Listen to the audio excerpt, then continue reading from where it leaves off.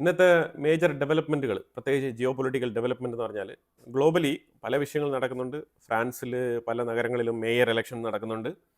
അതുപോലെ തന്നെ അവിടെ ഫാർ റൈറ്റും ലെഫ്റ്റിസ്റ്റുകളും തമ്മിൽ നല്ല രീതിയിലുള്ള മത്സരമാണ്. ശരിക്കും അങ്ങോട്ടും ഇങ്ങോട്ടും തീപാറുന്ന മത്സരങ്ങൾ അവിടെ നടക്കുന്നുണ്ട്. മാക്രോൺ ഇച്ചിരി ടെൻസ്ഡ് ആണ്. കാരണം അടുത്ത ഉടനെ തന്നെ പ്രസിഡൻഷ്യൽ ഇലക്ഷൻ വരുന്നുണ്ട്. അതിൽ മാക്രോണിന് ഈ ഇലക്ഷൻ ഒരു നിർണായകമായിട്ടുള്ള വഴിത്തിരിവാണ്.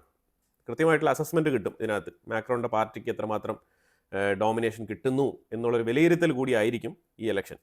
ഫ്രാൻസിൻ്റെ ഈ മേയർ ഇലക്ഷൻ വല്ലാത്ത രീതിയിൽ ഒരു ഗ്ലോബൽ ശ്രദ്ധ നേടുന്നുണ്ട്. കുറച്ച് മറ്റുള്ള കാര്യങ്ങൾ നോക്കിയിട്ട് നമുക്ക് മിഡിൽ ഈസ്റ്റിലേക്ക് വരാം. രണ്ടാഴ്ചയായി നമ്മളിപ്പം മറ്റുള്ള മേഖലകളിലുള്ള വാർത്തകളൊക്കെ കവർ ചെയ്തിട്ട്. ക്യൂബയിലാണെങ്കിൽ അവസ്ഥ ഗുരുതരമാണ്.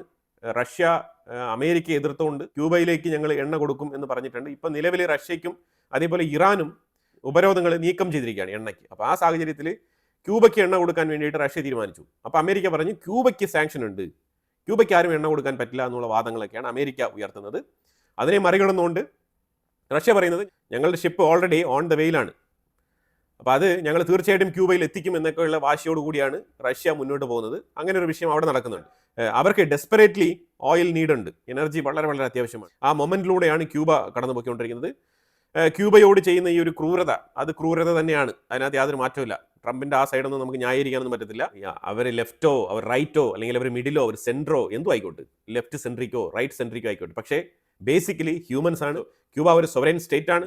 അവിടെ കുട്ടികളുണ്ട്, സ്ത്രീകളുണ്ട്, ഹോസ്പിറ്റലുണ്ട്, ഹെൽത്ത് കെയർ സിസ്റ്റം റൺ ചെയ്യേണ്ടതുണ്ട്, അവിടെ ഫുഡ്, അവിടെ കമോഡിറ്റി നടക്കേണ്ടതുണ്ട്, അവർക്ക് അത്യാവശ്യമായിട്ടുള്ള കാര്യങ്ങളൊക്കെ നടക്കേണ്ടതുണ്ട്. ഐഡിയോളജിക്ക് അപ്പുറമാണല്ലോ ഹ്യൂമാനിറ്റി. അപ്പം അതിനെ തന്നെ, ആ ഹ്യൂമാനിറ്റിയെ തന്നെ ഇമ്പാക്ട് ചെയ്യുന്ന രീതിയിലാണ് ട്രംപിൻ്റെ ക്യൂബയോടുള്ള പെരുമാറ്റം. ഇനി അതൊരു സൈഡിൽ നടക്കുന്നുണ്ട്.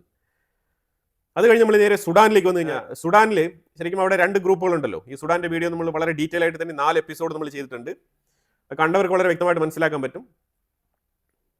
ഒരു സൈഡിൽ UAE ബാക്ക്ഡ് ഫോഴ്സ് ഉണ്ട്, മറ്റേ സൈഡിൽ SAF എന്ന് പറഞ്ഞ സുഡാൻ ആംഡ് ഫോഴ്സ് ഉണ്ട്. അപ്പോൾ ഈ സുഡാൻ ആംഡ് ഫോഴ്സ് ഈ ഗോത്രവർഗത്തിൽപ്പെട്ട സുഡാനി ടീമുകളുടെ മേളിലേക്ക് ഒരു ആക്രമണം നടത്തിയിട്ടുണ്ട് ഇന്നലെ. അതിൽ ഏതാണ്ട് 89 പേര് അതിനകത്ത് കൊല്ലപ്പെട്ടിട്ടുണ്ട്. ഇതിൽ 64 പേര് അഡൽട്ട്, 13 കുട്ടികൾ. അത്തരത്തിൽ അവിടെ സൗദി അറേബ്യയും UAEയും തമ്മിലാണ് അവിടുത്തെ കോൺഫ്ലിക്റ്റ്. ഈ രണ്ട് ആൾക്കാരെയും ബാക്കപ്പ് ചെയ്യുന്നത് രണ്ട് ടീമുകളാണ്. UAE പണ്ടേ അവിടെ ഉണ്ട്. അവിടുത്തെ ഗോത്രവർഗ്ഗങ്ങളെ സംരക്ഷിക്കാൻ വേണ്ടിയിട്ടാണ് UAE അവിടെ നിലകൊള്ളുന്നത്. പക്ഷേ അതേസമയം സൗദി അറേബ്യ ഇപ്പോൾ ഈ ഇടപെട്ട കാലത്ത് അവരുമായിട്ട് കൂടിച്ചേർന്നതാണ്. ആരുമായിട്ട്? സുഡാൻ ആംഡ് ഫോഴ്സിനെയാണ് സൗദി അറേബ്യ സപ്പോർട്ട് ചെയ്യുന്നത്. അപ്പോൾ അത്തരത്തിൽ അവിടെ 2022 മുതലേ തുടങ്ങിയ അടിയാണ് അവിടെ. ഇപ്പോൾ ശരിക്കും അങ്ങോട്ടും ഇങ്ങോട്ടും ചേരിതിരിഞ്ഞുള്ള ആക്രമണങ്ങൾ നടന്നുകൊണ്ട് തന്നെയാണ് ഇരിക്കുന്നത്. രണ്ട് നേതാക്കളുണ്ട് രണ്ട് സംഘടനകളിലും. ഈ രണ്ട് സംഘടനകളുടെ നേതാക്കൾക്കും ഭരണം വേണം. അപ്പോൾ അതുകൊണ്ട് സുഡാൻ രണ്ടായിട്ട് കീറി മുറിക്കപ്പെടും. അതാണ് മൊത്തത്തിൽ മനസ്സിലാക്കാൻ പറ്റുന്നത്. ഒരു പെർമനൻ്റ് ആയിട്ടുള്ള ഒരു സൊല്യൂഷൻ വേണമെന്നുണ്ടെങ്കിൽ അവിടെ അത്തരത്തിലുള്ള തീരുമാനം എടുക്കണം. സൗദി അറേബ്യ ഇപ്പോൾ ഈ ഒരു SAFനെ സപ്പോർട്ട് ചെയ്യുന്നതുകൊണ്ട് തന്നെ, സൗദി അറേബ്യ മാത്രമല്ല, സൗദി അറേബ്യ, ഈജിപ്റ്റ്, തുർക്കി, ഈ രാജ്യങ്ങളൊക്കെ ഈ SAFനെയാണ് സപ്പോർട്ട് ചെയ്യുന്നത്. അപ്പോൾ അതുകൊണ്ട് തന്നെ ഈ അറബ് രാജ്യങ്ങളുടെ ഇടയിൽ തന്നെ ഈ വിഷയവുമായിട്ട് ബന്ധപ്പെട്ട അഭിപ്രായ വ്യത്യാസങ്ങളുണ്ട്. UAE യമനിൽ നിന്നും പിന്മാറിയതുപോലെ സുഡാനിൽ നിന്നും പിന്മാറിക്കഴിഞ്ഞാൽ ഒരുപക്ഷെ അവിടെ വേറെ രീതിയിൽ ഒരു അമിക്കബിൾ സൊല്യൂഷൻ കണ്ടെത്തിയേക്കാം. അല്ലാത്ത പക്ഷത്തിൽ ഇത്തരത്തിൽ തന്നെ മുന്നോട്ട് പോകുള്ളൂ. എന്തായാലും വൻ ദുരന്തമാണ്. SAF എന്ന് പറഞ്ഞ ഈ സുഡാൻ ആംഡ് ഫോഴ്സ് നടത്തിയ ആക്രമണം, അതിൽ കൊല്ലപ്പെട്ടത് ഏതാണ്ട് 89 പേര് കൊല്ലപ്പെട്ടിട്ടുണ്ട്. നിരവധി പേർക്ക് പരിക്കുണ്ട്. ഖത്തറിൻ്റെ ഒരു ഹെലികോപ്റ്റർ വെള്ളത്തിൽ തകർന്നു വീണു. അതെ, ടെക്നിക്കൽ മാൽ ഫംഗ്ഷനിങ് എന്നാണ് പറഞ്ഞിരിക്കുന്നത്. ഇനിയിപ്പോൾ ഇതിന് വേണമെങ്കിലും ഇറാൻ അവകാശവാദം ഏറ്റെടുക്കാനുള്ള സാധ്യതയുണ്ട്. ഞങ്ങളുടെ മിസൈൽ കൊണ്ടാണ് ഖത്തറിൻ്റെ ഹെലികോപ്റ്റർ തകർന്നത് എന്നും കൂടി അവർ പറയും. ഇങ്ങനെ കുറച്ച് വിഷയങ്ങളൊക്കെ നടക്കുന്നുണ്ട്. ഇനി നമ്മൾ നേരെ മിഡിൽ ഈസ്റ്റ് മേഖലയിലേക്ക് വന്നു കഴിഞ്ഞാൽ, ഇന്നലെ ഞാൻ വീഡിയോ എഡിറ്റ് ചെയ്ത് പബ്ലിഷ് ചെയ്യാൻ നേരത്താണ് ശരിക്കും ഇസ്രായേലിൻ്റെ ഉള്ളിലേക്ക് മിസൈലുകൾ വന്ന് പതിക്കുന്നത്. അതുമായിട്ട് ബന്ധപ്പെട്ട വിശദീകരണങ്ങൾ വിശദമായിട്ട് തരാൻ പറ്റിയില്ല. ഞാൻ വീഡിയോ ഫുട്ടേജ് ആഡ് ചെയ്തിട്ടുണ്ടായിരുന്നു. പക്ഷേ അതേസമയം ഇന്നലെ ഈവനിങ് ടൈമോടുകൂടി ഇസ്രായേലും അമേരിക്കയും ഇറാൻ്റെ ഉള്ളിൽ നിരവധി ആക്രമണങ്ങൾ നടത്തിയിട്ടുണ്ടായിരുന്നു. അതിനകത്ത് വളരെ നിർണായകമായിട്ടുള്ള നറ്റാൻസ് എന്ന് പറഞ്ഞ ആ ഒരു ന്യൂക്ലിയർ എൻറിച്ച്മെൻറ്റ് ഫെസിലിറ്റി, അതിലൊക്കെ ആക്രമണങ്ങൾ നടത്തിയിട്ടുണ്ടായിരുന്നു. അപ്പോൾ അതുമായിട്ട് ബന്ധപ്പെട്ട വീഡിയോസൊക്കെ നമ്മൾ ചെയ്തിട്ടുണ്ട്, വിശദമായിട്ട് ആഡ് ചെയ്തിട്ടുണ്ട്. അതൊക്കെ കണ്ടവർക്ക് കൃത്യമായിട്ട് മനസ്സിലാക്കാൻ പറ്റും. ഇല്ലാന്നുണ്ടെങ്കിൽ ഇതിൻ്റെ തൊട്ട് മുമ്പുള്ള വീഡിയോ ആണ്. അത് പോയി കണ്ടാൽ നിങ്ങൾക്ക് അതിനകത്ത് ഫുൾ ഫൂട്ടേജ് ഉണ്ടാവും. ഇറാൻ്റെ ഉള്ളിൽ ഇസ്രായേലും അമേരിക്ക നടത്തിയ ആക്രമണങ്ങളെക്കുറിച്ചുള്ള വിവരങ്ങൾ അതിനകത്ത് കൊടുത്തിട്ടുണ്ട്. അതുപോലെ തന്നെ ഇസ്രായേലിന് ഉള്ളിലേക്ക് നടന്ന ആക്രമണങ്ങൾ എന്ന് പറഞ്ഞാൽ, ഈ നറ്റാൻസ് ന്യൂക്ലിയർ ഫെസിലിറ്റി അറ്റാക്ക് ചെയ്തു എന്നതിൻ്റെ പേരിൽ അവർ ഇസ്രായേലിനെതിരെ ഡിമോന എന്ന് പറഞ്ഞ സ്ഥലത്ത്, ഇസ്രായേലിന്റെ ന്യൂക്ലിയർ ഫെസിലിറ്റി സ്ഥിതി ചെയ്യുന്നത് ഡിമോന എന്ന് പറഞ്ഞ സ്ഥലത്താണ്. ആ ഡിമോന എന്ന് പറഞ്ഞ സ്ഥലത്തിന് ടാർഗറ്റ് ചെയ്യുമെന്ന് ഇറാൻ താക്കീത് നൽകിയിട്ടുണ്ടായിരുന്നു. ഡിമോന ന്യൂക്ലിയർ ഫെസിലിറ്റിയാണ് അവർ ടാർഗറ്റ് ചെയ്തതെങ്കിലും അതിനെ ടാർഗറ്റ് ചെയ്യാൻ അവർക്ക് കഴിഞ്ഞിട്ടില്ല. പക്ഷേ ഡിമോന ഏരിയയിൽ നെഗേവ് എന്ന് പറഞ്ഞ സ്ഥലത്താണ് മിസൈൽ പതിച്ചത്. വീട്ടിന് മേളിലാണ് പതിച്ചത്. എന്തായാലും ഫ്ലാറ്റ് സമുച്ചയങ്ങളാണ്. നിരവധി പേർക്ക് പരിക്കുണ്ടായിട്ടുണ്ട്. 2 പേർക്ക് വളരെ ക്രിട്ടിക്കലായിട്ടുള്ള പരിക്കാണ്. കണ്ടീഷൻ വളരെ മോശമാണ്. ബാക്കി ഒരു 14 പേരെയൊക്കെ ഹോസ്പിറ്റലൈസ് ചെയ്തിട്ടുണ്ട്. ടോട്ടലി ഒരു 46ഓളം പേർക്ക് പരിക്കേറ്റിട്ടുണ്ട്. അത്തരത്തിലുള്ള ഒരു ആക്രമണമാണ് ആ മിസൈൽ പതിച്ചതിലൂടെ ഉണ്ടായത്. അതുപോലെ തന്നെ ഇന്നലെ രാത്രി തുടരെ ഇസ്രായേലിന്റെ മേളിൽ ഇങ്ങനെ മിസൈലുകൾ വന്നുകൊണ്ട് തന്നെ ഇരുന്നു. ഇസ്രായേൽ അതെല്ലാം തന്നെ ഇന്റർസെപ്റ്റ് ചെയ്തിട്ടുണ്ടായിരുന്നു. ഒരു സ്ഥലത്ത് കൂടി മിസൈൽ പതിച്ചിട്ടുണ്ടായിരുന്നു. അറാദ് എന്ന് പറഞ്ഞ സ്ഥലം. ഈ അറാദ് എന്ന് പറഞ്ഞ സ്ഥലത്ത് മിസൈൽ പതിച്ചത് ഏതാണ്ട് 75ഓളം പേര് ഹോസ്പിറ്റലൈസ്ഡ് ആണ്. ഇതിൽ 10 പേര് ഗുരുതരമായ പരിക്കുകളോട് കൂടിയാണ് ഹോസ്പിറ്റലൈസ്ഡ് ആയിരിക്കുന്നത്. 10 പേര്. ബാക്കിയുള്ളവരിൽ ഒരു 13 പേർക്ക് മോഡറേറ്റ് കണ്ടീഷനാണ്. 48 പേർക്ക് ചെറിയ പരിക്കുകളാണ്.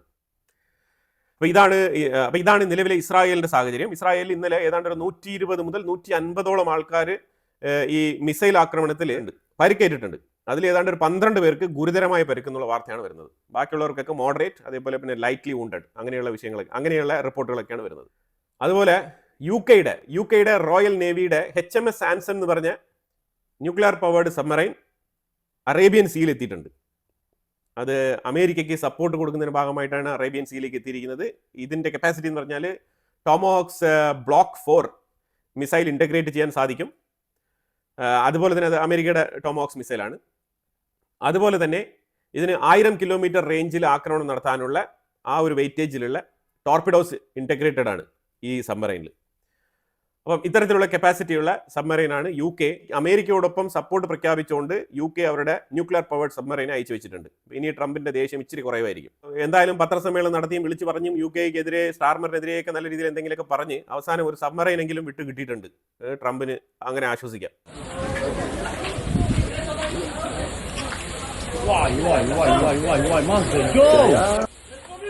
ഇന്ന് രാവിലെ ടെല്ലവീവില് ഇറാന്റെ ക്ലസ്റ്റർ മിസൈൽസ് പതിച്ച അപകടങ്ങളുടെ ഫൂട്ടേജാണ് ഇവിടെ ആഡ് ചെയ്തിരിക്കുന്നത്.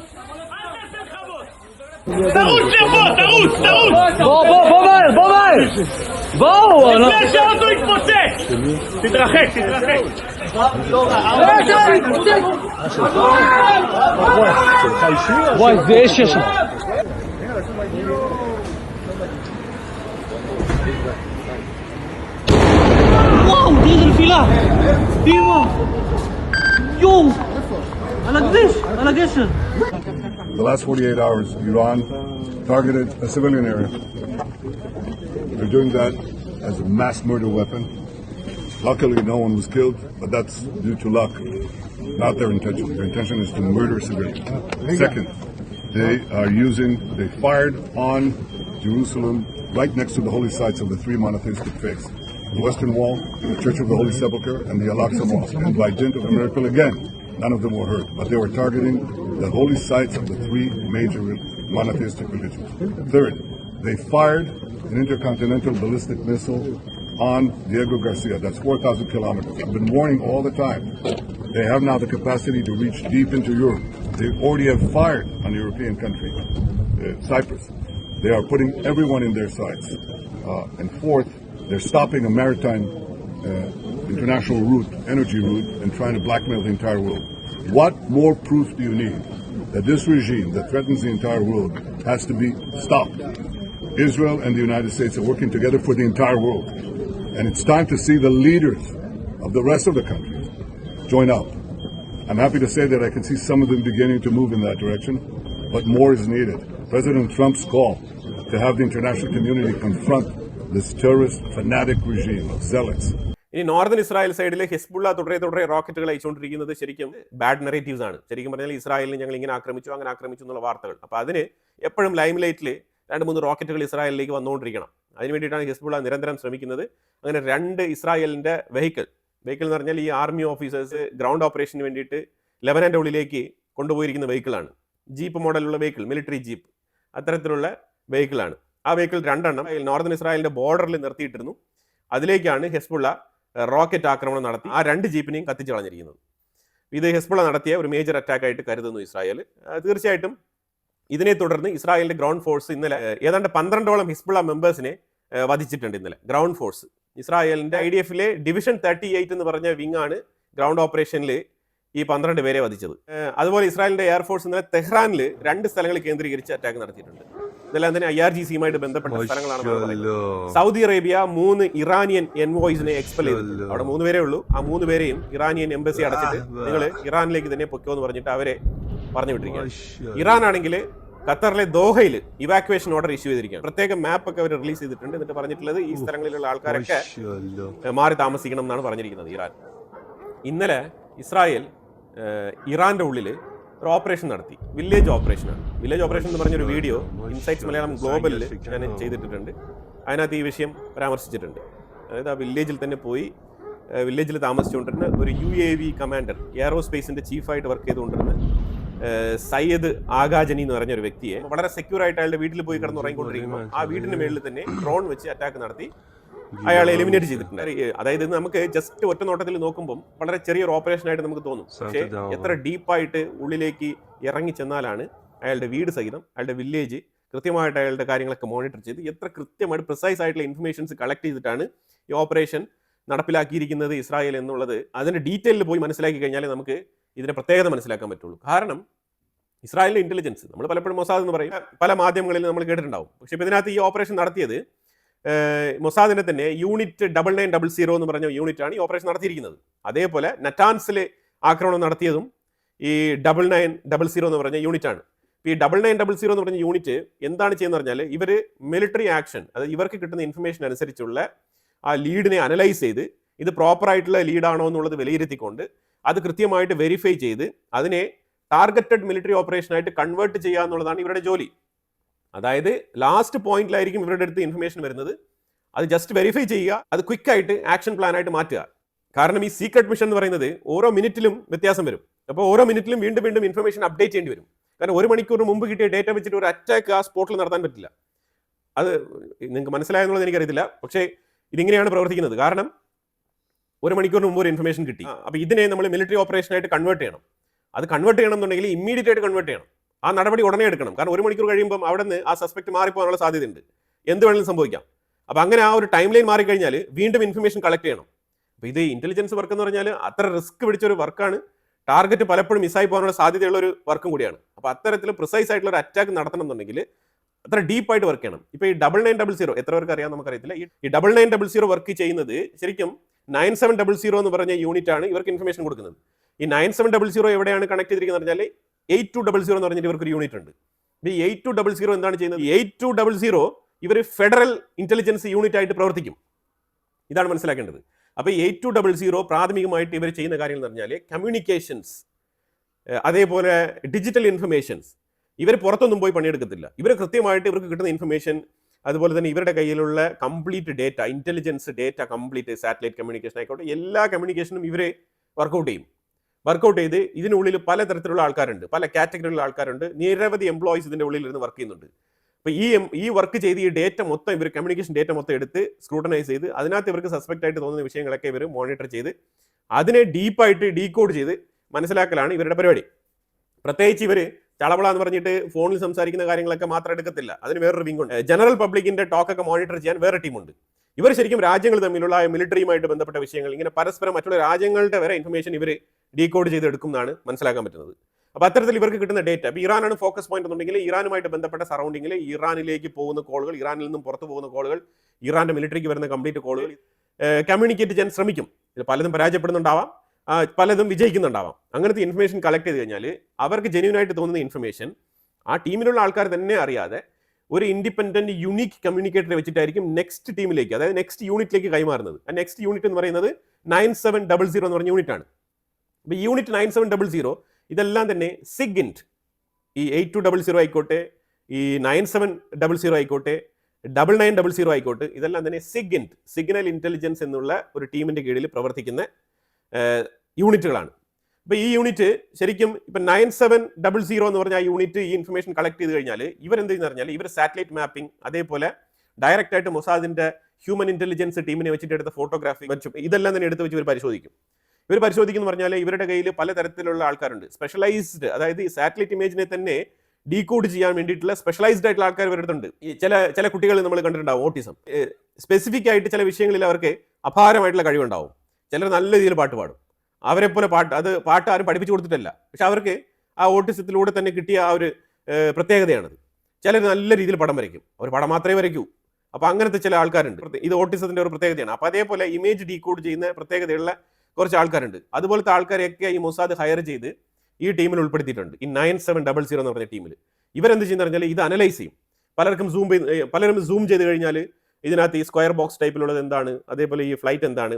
ഞാൻ പറയുന്നത് ഈ 9700 എന്ന് പറഞ്ഞ യൂണിറ്റ് ഇത്തരത്തിലുള്ള സ്പെഷ്യലൈസ്ഡ് ആയിട്ടുള്ള ആൾക്കാരും അതിനകത്ത് ഇൻക്ലൂഡഡ് ആണ് എന്നാണ്. അല്ലാതെ ഓട്ടിസം ബാധിച്ച ആൾക്കാരുടെ യൂണിറ്റ് ആണ് 9700 എന്ന് വിചാരിക്കരുത്. ഓട്ടിസം ബാധിച്ച ആൾക്കാരെ അവർ യൂട്ടിലൈസ് ചെയ്യുന്നത് ഇങ്ങനത്തെ ഒരു പ്രത്യേക വിഷയത്തിന് വേണ്ടിയിട്ടാണ്. അത്തരത്തിൽ മൊസാദ് പല രീതിയിലുള്ള വർക്കുകൾ ഇതിനകത്ത് ചെയ്യുന്നുണ്ട്. ഇത് ഓട്ടിസം എന്ന് ഞാൻ പറഞ്ഞത് ഒരു എക്സാമ്പിൾ മാത്രമാണ്. ഇതേ പല വിഷയങ്ങളിൽ സ്പെഷ്യലൈസ്ഡ് ആയിട്ടുള്ള ആൾക്കാരെ അവർ നിയമിച്ചിട്ടുണ്ട് ഈ 9700 എന്ന് പറഞ്ഞ യൂണിറ്റിൽ. ഈ യൂണിറ്റ് ഈ ഡേറ്റയൊക്കെ സൂം ചെയ്ത് കൃത്യമായിട്ട് വിലയിരുത്തും. ഞാൻ ഇന്നലെ ഒരു വീഡിയോ കാണിച്ചിട്ടുണ്ടായിരുന്നല്ലോ, ഇറാന്റെ ഉള്ളിൽ മിസൈൽ വില്ലേജുകൾ, മിസൈൽ സിറ്റികൾ, അത് 5 മൈൽ 6 മൈൽ ദൂരത്തേക്ക് ഏതാണ്ട് 150 കിലോമീറ്ററോളം ഇവർ ഇതേപോലെ 5 മൈൽസ് 6 മൈൽസ് 7 മൈൽസ് ഇങ്ങനെ കിലോമീറ്റർ കണക്കിൽ, ഇങ്ങനെ മൈൽ കണക്കിൽ ഇവർ മിസൈൽ സ്റ്റോറേജ് സെറ്റ് ചെയ്ത് വെച്ചിട്ടുണ്ട്. അപ്പോൾ ഇത്തരത്തിൽ ഈ ഇമേജുകളൊക്കെ എടുത്തു കഴിഞ്ഞാൽ ഇതൊക്കെ സൂം ചെയ്ത് നോക്കാൻ അവിടെ ഉള്ളത് എന്താണെന്നുള്ളത് വളരെ ക്വിക്കായിട്ട് ഇവർക്ക് കണ്ടെത്താൻ കഴിയും. അവിടെ ഉള്ളത് എയർക്രാഫ്റ്റ് ആണോ, മിലിറ്ററി ബേസ് ആണോ, അവിടെ ഉള്ളത് ഒരു സ്ട്രക്ചർ ആണോ, സ്ക്വയർ ടൈപ്പിൽ കാണുന്നത് ഒരു ബിൽഡിംഗ് ആണോ, ഇതൊക്കെ ഇവർക്ക് ഐഡന്റിഫൈ ചെയ്യാൻ കഴിയും. അപ്പോൾ അങ്ങനത്തെ സ്പെഷ്യാലിറ്റി ഉള്ള ആൾക്കാർ ഈ ടീമിലുണ്ട്. ഇതുപോലത്തെ അനാലിസിസ് ഒക്കെ നടത്തി മാക്സിമം എത്രമാത്രം അതിനകത്ത് ഡീപ്പായിട്ട് ഇൻവെസ്റ്റിഗേഷൻ ചെയ്യാൻ പറ്റുമോ അത്രത്തോളം നടത്തി അതിനകത്ത് ഉറപ്പുവരുത്തുക എന്നുള്ളതാണ്. അത് ഉറപ്പുവരുത്തിയിട്ട് അതിനെ ഇത് ഇന്ന ടാർഗറ്റുകളാണ്, ഇന്ന വിഷയങ്ങളാണെന്നുള്ളത് ഡേറ്റ കൃത്യമായിട്ട് ഇതേപോലെ തന്നെ ഒരു യുണീക്ക് ഇൻഡിപെൻഡന്റ് കമ്മ്യൂണിക്കേറ്ററെ വെച്ചിട്ട് സീക്രട്ട് ആയിട്ട് നെക്സ്റ്റ് യൂണിറ്റിലേക്ക് കൈമാറും. ഈ നെക്സ്റ്റ് യൂണിറ്റ് ആണ് 9900.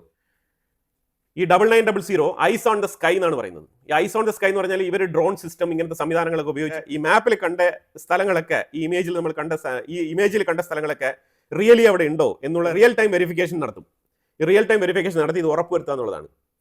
അത് കഴിഞ്ഞിട്ടാണ് ഇത് ഇന്റർണൽ ത്രെറ്റുമായിട്ട് ബന്ധപ്പെട്ട വിഷയമാണോ, അതായത് ഇസ്രായേലിന്റെ ഉള്ളിലേക്ക് ഒരു അപകടം വരുത്താൻ വേണ്ടിയിട്ടുള്ള ഒരു വിഷയമാണോ, അല്ലാന്നുണ്ടെങ്കിൽ ഇത് ഭാവിയിൽ നമുക്ക് ഭീഷണി ഉയർത്തുന്ന വിഷയങ്ങളാണോ, ഇല്ലെങ്കിൽ ഓപ്പോണന്റ് ടീമുകളുടെ ഫോറിൻ രാജ്യങ്ങളുടെ വിഷയമാണോ എന്നുള്ളത് കണ്ടെത്തിയിട്ട് ഒന്നെങ്കിൽ മൊസാദിന് അതിനനുസരിച്ച് ഷിൻബെറ്റിന് ഇത് കൈമാറുന്നത്.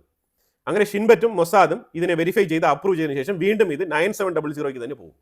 അപ്പോൾ അങ്ങനെ 9700 ഇതിനെ കൺഫേം ചെയ്തിട്ടാണ് ഇതിനെ മിലിറ്ററി ആക്ഷനായിട്ട് കൺവേർട്ട് ചെയ്യാൻ വേണ്ടിയിട്ട് IDF കൈമാറുന്നത്. ഇതാണ് മനസ്സിലാക്കേണ്ടത്. ഇത്തരത്തിലാണ് പ്രവർത്തിക്കുന്നത്. റോയും ഇതേ സെറ്റപ്പാണ് കേട്ടോ. നമ്മളുടെ ഇന്ത്യയുടെ ഇന്റലിജൻസ് ആയിട്ടുള്ള റോയും ഇതേ സെറ്റപ്പാണ്. രണ്ടും റോയ്ക്കും മൊസാദിനുമുള്ള ഒരേ ഒരു വ്യത്യാസം എന്ന് പറഞ്ഞാൽ മൊസാദിന് അവർ കളക്ട് ചെയ്യുന്ന മാക്സിമം ഇൻഫർമേഷനിൽ അവർക്ക് റിസൾട്ട് കിട്ടുന്നുണ്ട്. അതായത് അവർ അതിനെ മിലിറ്ററി ടാർഗറ്റ് ആയിട്ട് മാറ്റുന്നുണ്ട്, ആക്രമണങ്ങൾക്ക് വേണ്ടി ഉപയോഗിക്കുന്നുണ്ട്.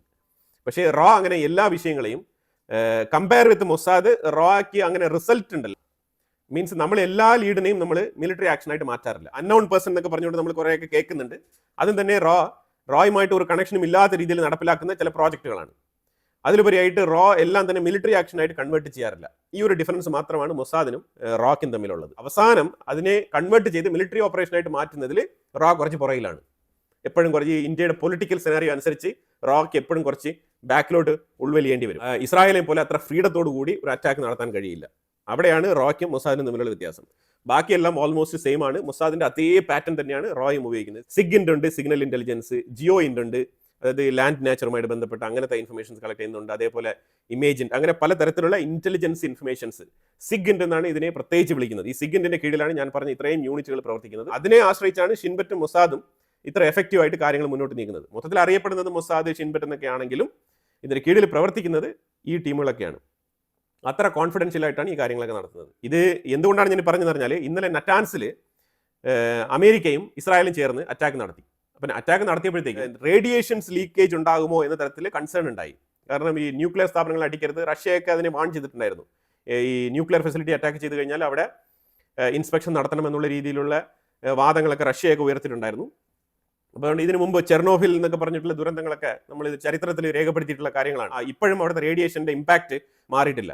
അപ്പോൾ അതായത് ഇറാൻ ആണവായുധം ഉണ്ടാക്കി ഇസ്രായേലിൻ്റെ മേലിൽ ഇട്ട് കഴിഞ്ഞാൽ എന്താണ് സംഭവിക്കുന്നത്?